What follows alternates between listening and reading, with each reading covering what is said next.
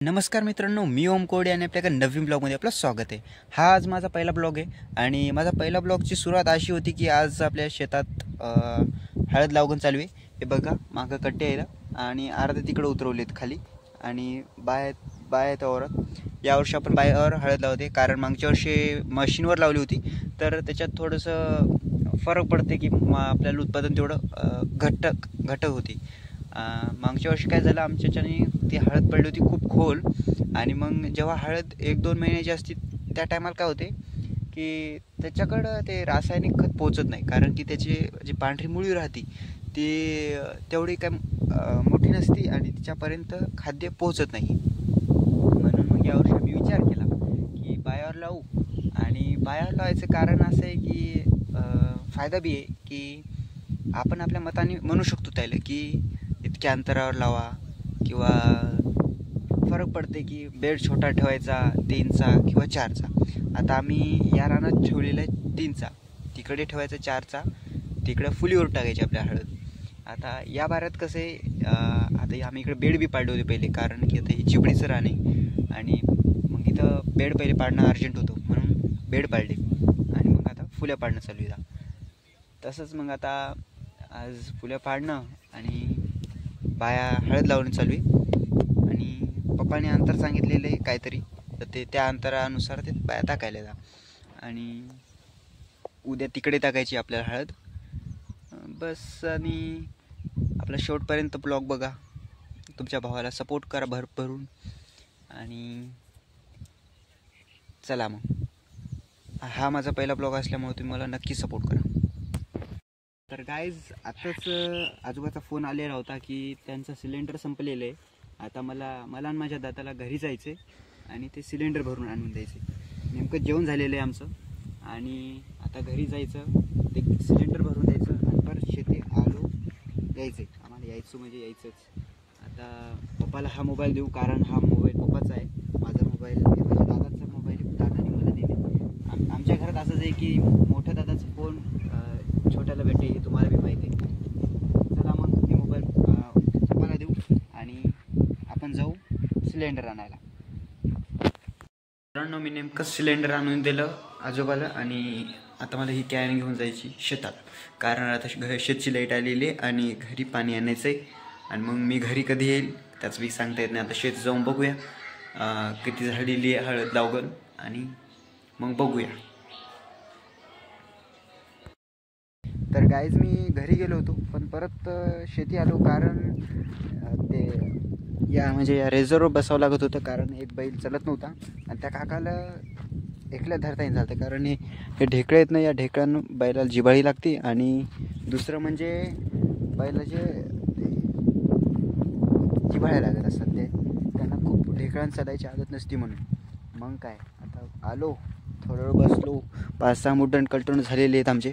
आणि आता तिकडं त्या झाडाखाली बाया जेवण करायला. तर बाया जेवण झाले की नंतर मग ते काका आणि मी धरणार आहोत आणि बाया हळद लावणार इथं. दुसरी पात तिथं गेलेली आणि बैलाला पण चारा टाकलेला आहे. बैला कडबा खायला, मग आम्ही डबल आवता. तर ठीक आहे गाईज, बघा. मग आपली गाडी पण घराला गेली होती, बाया बी गेल्या होत्या घराला आणि मग आपले बेड पण अर्धे पाडणं झाले होते, अर्धे नव्हते झाले. मग काय, पप्पाने बी गाडी काढली, मी स्प्लेंडरवर जाणार होतो आणि मित्र मागून बघत होता हे काय करते म्हणून. मी ब्लॉगिंग करत होतो म्हणून ते बघत होते. आणि मग घरी आल्यानंतर थोडंसं मी रील्स स्क्रोल केल्या, मग चेहऱ्यावर पाणी मारलं आणि रेडी झालो. मग काय, रेडी झालो आणि मग जायच्या वेळेस मग ऐन टायमावर कॅन्सल झालं. तर गाईज, मी आता आज आलो शेती. काल अर्धावट राहिला आपला ब्लॉग आणि मग आज दुसरा दिवस आहे आपल्या ब्लॉगिंगचा.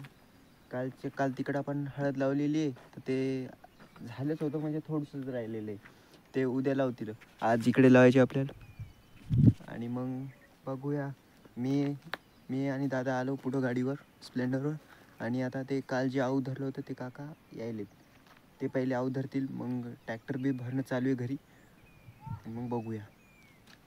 आता आज इकडे लावायचे आपल्या फुल्यावर. ते काका आऊत घेऊन येत आहेत. मग तुम्हाला दाखवतो कसं आऊत धरले आपण. तर गाईस ते काका आत्ताच गाडी घेऊन आले आणि मी खालच्यावरच आलो होतो झून येण्यासाठी. आता ते काका आणि दादा गाडी उतरवून घ्यायला तर आऊत घेऊ आणि मग आता बैल बी खांदी घालतील आणि मग आपला आऊत सुरू. इकडे थोडे ढेकळे आहेत पण ठीक आहे. चला मग ते बघा गाडी आलेली. मग आम्ही पठाल धरला आणि मागून मी रोमण्याला धरत होतो कारण आऊत एकीकडे जात होतं. मग ते काका म्हणले होते की मागून नुसती पठाल धरायचा म्हणून मी मागून धरत होतो.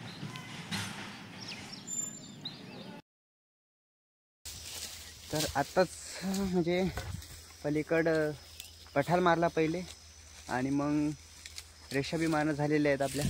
इकडं असं होतं ढेकं आणि आता पलीकडून पठाल मारलात. पलीकडून बाया पण हळद लावलेत.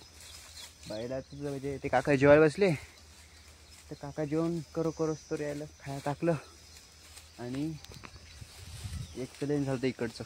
हे नवं आहे मागे आत्ताच घेतलेलं आहे पण त्याला जरासं जमाईन गोरा असल्यामुळं थोडं आणि पोरं बी हळद द्यायले तर बायाची हळद लावून चालू आहे.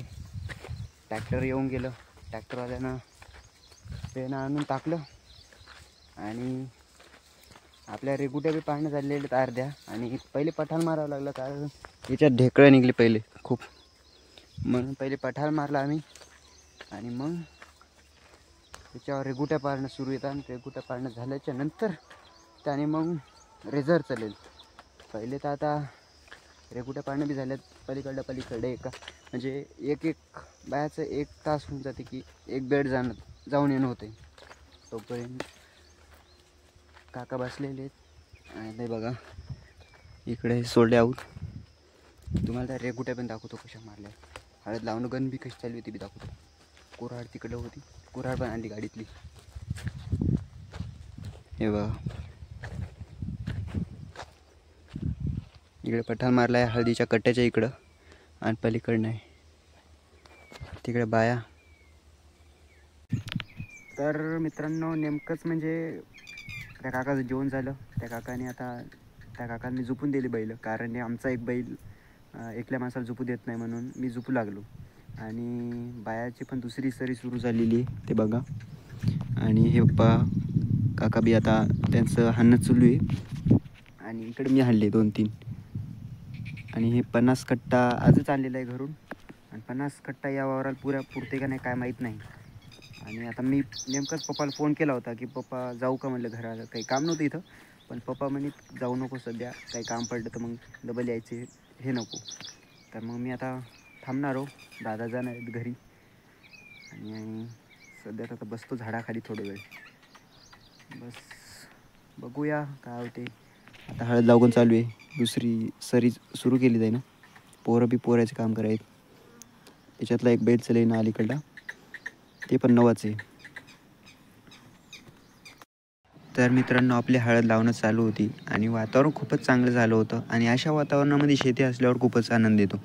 मग काय पप्पा समोर होते. पप्पा सांगत होते बायांना.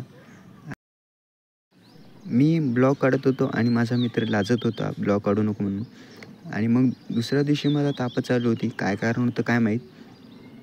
लाईक शेअर सबस्क्राईब करायला विसरू नका आणि फॉलो करा.